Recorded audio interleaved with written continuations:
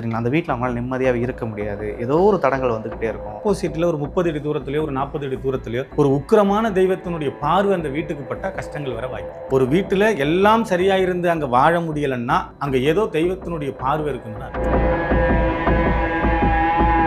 வீட்ல உங்களுக்கு முன்னாடியே ஒரு 3 பேர் குடியிருக்காங்க அப்படின்னா, அப்ப உங்களுக்கு முன்னாடியே ஒரு தெய்வங்களோ, இல்ல வேற ஏதோ சக்தியோ வந்து வீட்ல குடியிருக்கிறதுக்கான வாய்ப்புகள் இருக்கு. அது அந்த வீட்டுக்குள்ள இருக்கிற தீய சக்தினால. நீங்க ஒரு வீட்டுக்கு குடி போகும்போது அவங்க பயன்படுத்தின பொருள் அங்க எதுவுமே இருக்கக்கூடாது. இப்படி இல்லைன்னா இந்த மாதிரி தீய சக்திகள் கெட்ட சக்திகள் அந்த வீட்டுக்குள்ள ஆக்கிரமிப்பு இருக்கிற வாய்ப்பு இருக்கு. ஒரு 15-20 வருஷம் நல்லா போய்கிட்டு இருந்த தொழில் லாபம் குறையுது, வாடிக்கையாளர் குறையிறாங்க, பிரச்சனை வருதுன்னா இவருக்கு எல்லாம் மாறுதாங்கிறத பார்க்கணும். மகர ராசிக்காரர் அவர் என்ன தொழில் பண்ணலாம்னா ஆயில் பிசினஸ், இரும்பு சம்பந்தப்பட்டது, பெயிண்ட் தொழில் பண்ணலாம். இந்த மகர ராசிக்காரர் கூட மிதுன ராசிக்காரர் இணைகிறாருன்னு வச்சுங்க. ரிஃப்ளெக்ட் ஆன்மீகம் நேயர்களுக்கு வணக்கம். இன்னைக்கு நம்ம கூட யார் இணைஞ்சிருக்காங்கன்னா NN சந்திரகுமார் அவர்கள் தான் இணைஞ்சிருக்காங்க. வணக்கம். வணக்கம். ஸோ ரொம்ப நாளாச்சு உங்களை வந்து பார்த்து.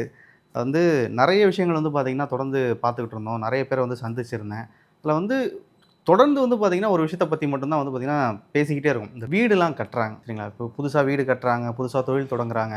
இதெல்லாம் பண்ணும்போது இந்த திஷ்டிங்கிற ஒரு விஷயம் வந்து பார்த்திங்கன்னா ஒரு பெரிய ஒரு டிசாஸ்டராக இருக்கும். எப்படின்னா ஒரு வீடு கட்டுவாங்க, அந்த வீடு கட்டுறதுக்கு முன்னாடி அந்த நிலம் வந்து பார்த்திங்கன்னா நார்மலாக தான் இருந்திருக்கும். அதுக்கு முன்னாடி வீடோ எதுவுமே இருந்திருக்காது. வீடு கட்டினதுக்கப்புறம் அவங்களுக்கு ஏதாவது பிரச்சனை வர ஆரம்பிக்கும் சரிங்களா? அந்த வீட்டில் அவங்களால நிம்மதியாகவே இருக்க முடியாது. ஏதோ ஒரு தடங்கள் வந்துக்கிட்டே இருக்கும். வாஸ்து சரியில்லைன்னு நினைப்பாங்க, ஆனால் வாஸ்து பார்த்து தான் கட்டியிருப்பாங்க. அந்த மாதிரி விஷயம்லாம் இருக்குது. ஒரு புது வீட்டில் எதனால் அந்த மாதிரி பிரச்சனைலாம் வரும்னு நினைக்கிறேன்? இப்போ ஒரு புது வீடு நீங்கள் கட்டும் பொழுது வாஸ்து கரெக்டாக இருக்குது, மனையில் எந்த பிரச்சனையும் இல்லை, வீட்டில் எந்த பிரச்சனையும் இல்லை.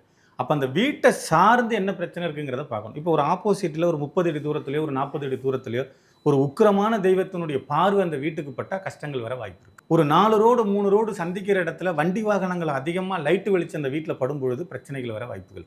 அந்த மாதிரி எதிர் வீட்டில் இருக்கிறவங்களுடைய கண் பார்வைகள், அக்கம் பக்கத்தில் இருக்கக்கூடிய கண் பார்வைகள், இதனால பிரச்சனை வர வாய்ப்பு இருக்குது. வாஸ்து சரியாக இருக்குது, வீடு சரியாக இருக்குது, மனையில் எந்த பிரச்சனை இல்லை. அப்படி இருந்தும் இந்த வீட்டில் நம்மளால் இருக்க முடியல, பிரச்சனைகள் வருது, வீடு அடிக்கடி ஒட்டடை பிடிக்குது, இவ்வளவு பார்த்து பார்த்து கட்டி இந்த வீட்டில் நம்மளால் இருக்க முடியலை அப்படின்னா சுற்று வட்டார பகுதியில் என்ன இருக்குங்கிறத பார்க்கணும். காளி தெய்வனுடைய பார்வை இருக்கா, இல்லை உக்கிரமான தெய்வத்தினுடைய பார்வைகள் இருக்கா, இல்லை வேறு ஏதேனும் அங்கே இருக்கிற ரோடு பிரச்சனைகளில் எதுவும் பிரச்சனைகள் இருக்கா என்னங்கிறத பார்த்து சரி செஞ்சுக்கிறது நல்லது. என்னை பொறுத்தளவுக்கு பெரும்பாலும் ஒரு வீட்டில் எல்லாம் சரியாக இருந்து அங்கே வாழ முடியலைன்னா அங்கே ஏதோ தெய்வத்தினுடைய பார்வை இருக்குன்னு தான் அர்த்தம். அதை சரி செய்ய. இப்போ எனக்கு தெரிஞ்ச ஒருத்தவங்க வந்து பார்த்திங்கன்னா இதே மாதிரி புதுசாக ஒரு கட்டின வீட்டுக்குள்ளே போனாங்க. அவங்க போயிட்டு ஒரு வாரம் அவங்களுக்கு எந்த பிரச்சனையும் கிடையாது.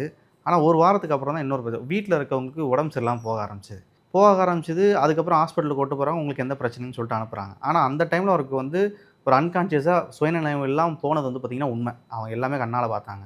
அதுக்கப்புறம் தான் வந்து போய் பார்த்ததுல தெரியுது, உங்கள் வீட்டில் உங்களுக்கு முன்னாடியே ஒரு 3 பேர் குடியிருக்காங்க அப்படின்னாங்க. அப்போ எங்களுக்கு புரியல.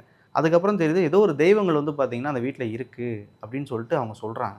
அப்படி வந்து ஒரு கட்டின வீட்டுக்குள்ளே உங்களுக்கு முன்னாடியே ஒரு தெய்வங்களோ இல்லை வேறு ஏதோ சக்தியோ வந்து வீட்டில் குடியிருக்கிறதுக்கான வாய்ப்புகள் இருக்குங்களா? வீடு ரொம்ப நாள் காலியாக கிடக்கக்கூடாது சரிங்களா? வீடு ரொம்ப நாள் காலியாக கிடந்தாலே இந்த மாதிரி விஷயங்கள் வந்து அங்கே குடியேறதுக்கு நிறைய அதீத வாய்ப்பு இருக்குது. ரெண்டாவது, ஒரு வீடு வந்து புது வீட்டுக்கு தான் நான் முன்னாடி கருத்து சொன்னேன். நீங்கள் அடுத்தடுத்த வீடு வாடகைக்கு மாறும் பொழுது நீங்கள் முறைப்படி போய் வெள்ளை அடித்து சுத்தம் பண்ணி கழுவி விட்டு ஒரு ஐயரை வச்சு ஓமங்கள் பண்ணி குடியேறது நல்லது. எடுத்தங்கவுத்தன்னு போய் நீங்கள் சாமஞ்சட்டுவில் அள்ளி போட்டுட்டு அங்கே போயிட்டு கிச்சனை பற்ற வச்சு பாலை காய்ச்சி பண்ணுறதுங்கிறது ஒரு தவறான விஷயம் சரிங்களா? இதுக்கு முன்னாடி இருந்தவங்க அங்கே என்னென்ன பண்ணினாங்க, என்ன செஞ்சாங்க, என்னத்தை விட்டுட்டு போனாங்கங்கிறது நமக்கு தெரியாது. நீங்கள் ஒரு வீட்டுக்கு குடி போகும்போது அவங்க பயன்படுத்தின பொருள் அங்கே எதுவுமே இருக்கக்கூடாது. எல்லாத்தையும் சுத்தப்படுத்தி கிளீன் பண்ணி வெள்ளையிலெல்லாம் அடித்து ஓமம் பண்ணி குடியேறது மிகப்பெரிய ஒரு விசேஷம். அப்படி இல்லைன்னா இந்த மாதிரி தீய சக்திகள் கெட்ட சக்திகள் அந்த வீட்டுக்குள்ளே ஆக்கிரமிப்பு இருக்கிற வாய்ப்பு இருக்குது. நம்ம போன உடனே இந்த மாதிரி நமக்கு உடம்பு சரியில்லாமல் போகிறது, விபத்து நடக்கிறது, கடன் தொந்தரவுக்கு ஆளாகிறது, தேவையில்லாத பிரச்சனைகளை கொடுக்கறது இது வரும். அது அந்த வீட்டுக்குள்ளே இருக்கிற தீய சக்தினால தான். கண்டிப்பாக. இப்போ வண்டி வெளிச்சம் வந்து பார்த்திங்கன்னா வீட்டு மேலே படுற மாதிரி இருந்தால் பிரச்சனை வரும் அப்படின்னு சொன்னீங்க. எதனால் வந்து பார்த்திங்கன்னா அது நடக்குது? அது ஒரு ஒளி, அதனுடைய ஒளியினுடைய ஆற்றல், அதனுடைய வீச்சு வந்து ரொம்ப ஜாஸ்தியாக இருக்கும். இப்போ ஒருத்தர் மேலே வந்து ஒரு அம்போ ஒரு துப்பாக்கி குண்டோ பாயுதுன்னா 1-2க்கு நம்ம சமாளிக்கணும். இல்லை ஆயிரக்கணக்கான குண்டுகள் ஆயிரக்கணக்கான அம்புகள் நம்ம மேலே எய்யும் போது என்ன ஆகும்? பாதிப்புகள் ஜாஸ்தியாக இருக்கும். இப்போ ஒரு வண்டி 2 வண்டி அந்த ரோட்டில் கிராஸ் ஆகுதுன்னா ரைட்டு ஓகே. பல லட்சம் வண்டி கதிர்வீச்சுகளை தள்ளும் பொழுது, ஒளி மேலே ஒளி தள்ளும் பொழுது இந்த வீட்டுக்குள்ளே இருக்கிற நல்ல எனர்ஜிகளால் திணறடிக்கப்படும். புரியுதுங்களா? ஒளிக்கு மிகப்பெரிய சக்தி உண்டு. அதனால் அதுவே இது மிகப்பெரிய அந்த சில பேர் பார்த்தீங்கன்னா அந்த வளவுல வந்து அந்த மாதிரி பண்ணக்கூடாது. அப்படி பண்ணுறவங்க என்ன பண்ணுவாங்கன்னா சூளம் வச்சுருப்பாங்க. வீட்டு வாசலில் சூளம் வச்சுருப்பாங்க. சூளம் வச்சு அதில் வந்து உங்களுக்கு எலுமிச்சம்பழம் குத்துறது, டெய்லி அதை வழிபாடு பண்ணுறது, இந்த மாதிரி பண்ணணும். அது அந்த மாதிரி வெளிச்சத்திலிருந்து தன்னை பாதுகாத்துக்கும். கண்டிப்பா, கண்டிப்பா. இப்போ வந்து பார்த்தீங்கன்னா, இப்போ புதுசா கட்டுற வீடுகளா இருக்கட்டும், அதுக்கப்புறம் வந்து பார்த்தீங்கன்னா, புது தொழில். இப்போ தொழில்னு எடுத்துக்கிட்டாலும் வந்து இதே மாரி தான் பிரச்சனை வரும். நல்லா தொழில் பண்ணிட்டு இருப்பாங்க. நல்லா போயிட்டு இருக்க பிசினஸ் திடீர்னு வந்து பார்த்தீங்கன்னா, டவுன் ஆகுறது. அ அவங்க சொல்லுவாங்க, "எதனால நஷ்டம் ஆச்சுன்னு தெரியல. நல்லா தான் போய்க்கிட்டு இருந்துச்சு. ஆனா திடீர்னு ஒரு நஷ்டம் வந்துச்சு. என்னால இதுலேருந்து எழுந்து வரவே முடியல." அப்படின்ற அளவுக்கு கஷ்டம் வருது அப்படின்றது. இது பில்லி, சூனியம் இந்த மாரி ஏவல்னால வருமா? இல்ல அவன் கர்ம வினையினால வருமா? இல்ல வந்து இதுவும் அவனுக்கு விதிக்கப்பட்டா? இதையும் 3ஆ நம்ம கணக்கில் எடுத்துக்கலாம். 1 கர்மாவை நம்ம கணக்கில் எடுத்துக்கலாம். 2வது கிரக சூழ்நிலையை நம்ம கணக்கில் எடுத்துக்கலாம். 3வதா தான் பில்லி சூனியத்தை நம்ம கணக்கில் எடுத்துக்கலாம். இப்போ நான் இந்த இடத்துல ஒரு 15 வருஷமா ஹோட்டல் நடத்துறேன். நல்ல வாடிக்கையாளர்கள் வந்தாங்க. லாபகரமா போணுச்சு. எதிர்த்த மாரி வந்து ஒருத்தன் கடை போட்டான்யா. அன்னையிலேருந்து சோலி முடிஞ்சு போச்சு. அப்ப அங்க ஏதோ ஒரு விஷயம் இருக்குன்னு அர்த்தம். ஓகே. அத நம்ம கணக்கில் எடுத்துக்கலாம். ஒரு 15, 20 வருஷம் நல்லா போய்க்கிட்டு இருந்த தொழிலு, லாபம் குறையுது, வாடிக்கையாளர் குறையிறாங்க, பிரச்சனை வருதுன்னா, இவருக்கு எல்லாம் மாறுதாங்கிறத பார்க்கணும். அந்த தொழிலிருந்து ஒரு வெளியாகிற மாதிரி கிரக சூழ்நிலைகள் வருதா? ராகு, கேது, சனி, பகவான் இவங்கெல்லாம் எங்க இருக்காங்க? அப்படிங்கிறத ஆய்வுல நம்ம எடுத்துக்கணும். கர்மாவ வந்து நம்ம 3வதா தான் குறிக்கணும். இவ்வளவு தான் உனக்கு இந்த லைஃப்.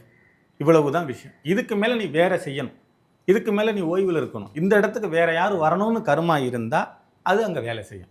இப்போ ஒன்றும் இல்லை 10, 15 வருஷம் ஒருத்தர் தொழில் செய்கிறாருன்னா கரெக்டாக 15வது வருஷம் பையன் வந்துருவான். ஆமா. சில பேர் கேட்பாங்க, நேற்று உங்கள் அப்பா இருந்தார், இன்னைக்கு நீங்கள் அப்பா வெளில போயிருக்காரு, நான் தான் பார்த்துக்கிறேன் அப்படிம்பாங்க. அப்போ அந்த இடத்துல மாறும் பொழுது பிஸ்னஸும் நல்லா இருக்கும், லாபகரமான விஷயங்கள் இருக்கும். ஏன்னா அவருடைய ஆதிக்கம் முடிஞ்சிச்சு.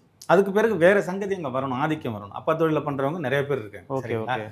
எதிர்த்த மாதிரி புது தொழில் அதே மாதிரி வருது, அதுக்கு பிறகு தான் எனக்கு பிரச்சனைனா அங்கே பில்லி சூனியம் இருக்குன்னு அர்த்தம். புரியுது, புரியுது. இப்படி ஒரு விஷயம் இருக்கு. ரொம்ப லாபகரமா போய்கிட்டு இருந்த தொழில் வந்து இந்த சனி பயிற்சிக்கு பிறகு எனக்கு சரியில்லை, இந்த குரு பயிற்சிக்கு பிறகு எனக்கு சரியில்லை, இந்த ராகு கேது பயிற்சிக்கு பிறகு எனக்கு சரியில்லைன்னா அங்க கிரக தோஷம் இருக்குன்னு அர்த்தம். இந்த 3ஐயும் கணக்கிட்டு ஆய்வு பண்ணி அதுக்கான தீர்வுக்கு அங்க நீங்க வரணும். அப்ப இந்த கிரக சூழ்நிலைகள் சரியில்லைங்கும் பொழுது உங்க மனைவியை அங்க உட்கார வைக்கலாம், இல்ல பையனை அங்க உட்கார வைக்கலாம், இல்ல வேற ஆள் அங்க உட்கார வைக்கலாம். புரியுது, புரியுது. இப்போ வந்து பார்த்தீங்கன்னா, இப்போ தொழில் பண்றாங்க. நல்லா போயிட்டு இருக்க பிசினஸ் வந்து அதுக்கு சொன்னீங்க கர்ம வினையும் ஒரு காரணமா இருக்கலாம். இது வந்து பார்த்தீங்கன்னா, பில்லி, சூனியம் இந்த மாரி விஷயம் காரணமா இருக்கலாம்னா, அதாவது சில பேர் சொல்லுவாங்க, எனக்கு விதிக்கப்பட்ட ஒரு தொழிலை நான் பண்ணும்போது தான் அதில வந்து ஒரு விருத்தி இருக்கும், லாபம் இருக்கும் அப்படின்லாம் சொல்லுவாங்க. அதை மீறி வேற எதனா பிசினஸ் பண்றேன் அப்படின்னா, அதில விருத்தி இருக்குண்ணா. சில பேர் போயிட்டு ஒரு தொழில் தொடங்க போறேன்னா, அதுக்கு முன்னாடி போய் மாந்திரிகரையோ, ஒரு ஐயரோ போய் பார்ப்பாங்க. எனக்கு இந்த மாரி தொழில் பண்ண போறேன். அதில எனக்கு உகந்த மாரி இருக்குமா? இல்ல இதில தடங்கல் இருக்குமான்னு சொல்லுவாங்க. இது கண்டிப்பா பார்க்கணுமா? இல்ல இது பார்க்காம பண்றதுனால இந்த பிரச்சனைகள்லாம் வருமா? தெரிஞ்ச தொழிலை விட்டவனும் கெட்டான், தெரியாத தொழிலை தொட்டவனும் கெட்டான். புரியுதுங்களா? இந்த வார்த்தையை நம்ம நல்லா தெரிஞ்சுக்கணும். தெரிஞ்ச தொழிலை விட்டவனும் கெட்டான், தெரியாத தொழிலை தொட்டவனும் கெட்டான். இப்போ நீங்கள் வந்து ஒரு 5 லட்சம் 10 லட்சம் போட்டு ஒரு பிஸ்னஸ் ஆரம்பிக்க போறீங்கன்னா, உங்கள் குடும்பத்தில் இருக்கிற அத்தனை பேருடைய சாதகத்தையும் அங்கே எடுத்துகிட்டு போய் இந்த மாதிரி நான் பிஸ்னஸ் பண்ண போகிறேன், இவ்வளோ ரூபா இதில் நான் இன்வெஸ்ட் பண்ண போகிறேன், இதுக்கு கை கொடுக்குமா, இது நல்லபடியாக போகுமா, என் பேரில் வைக்கலாமா, என் மனைவி பேரில் வைக்கலாமா, என் பிள்ளைங்க பேரில் வைக்கலாமா, யாருக்கு இந்த தொழில் செட் ஆகுது, எங்கள் குடும்பத்தில் எத்தனை பேர் இருக்குங்க அப்படின்னு வெறும் 500 ரூபாயை செலவழித்து இந்த 10 லட்ச ரூபாயை நீங்கள் காவந்து பண்ணிக்கலாம். சரியா?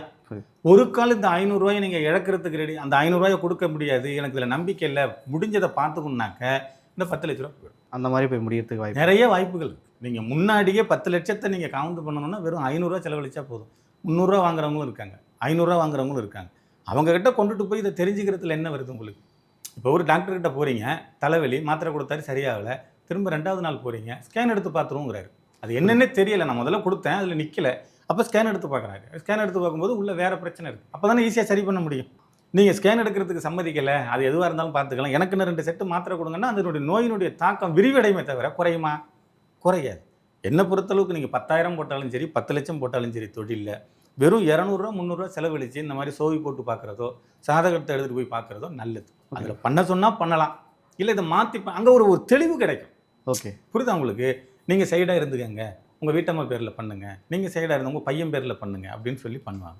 நிறைய இடத்துல பிள்ளைங்களோட பேரில் ஹோட்டலு, டீ கடை வேறு மாதிரிலாம் இருக்குல்ல. இல்லை நிறைய பேர் இருக்காங்க.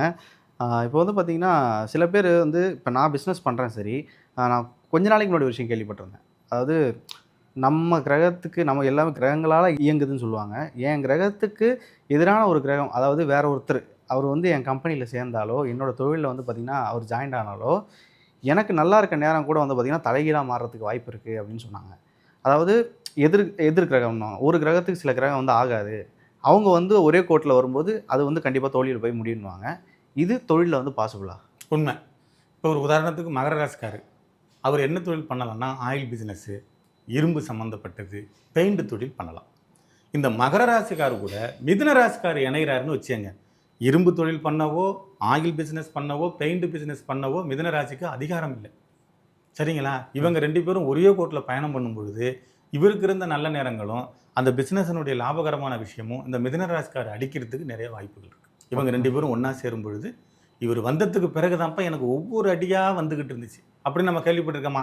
இந்த வீட்டுக்கு வந்ததுக்கு பிறகு தான் நான் பல பிரச்சனையை சந்திச்சிருக்கேன் அப்படின்னு கேட்டிருக்கோம். இந்த ஊருக்கு போனதுக்கு பிறகு தான் பல பிரச்சனையை சந்திச்சேன்னு கேட்டிருக்கோம். ஆமாம். நீங்கள் யார் கூட பார்ட்னர்ஷிப் வச்சுக்கிறீங்க, யார் கூட சேர்றீங்கிறது கணக்கிடப்படும். கண்டிப்பாக கண்டிப்பாக சார். ஸோ நிறைய விஷயங்கள் வந்து எங்களோட பகிர்ந்துக்கிட்டீங்க. உங்கள் நேரத்துக்கு ரொம்ப நன்றி. நன்றி. வாழ்க வளமுடன்.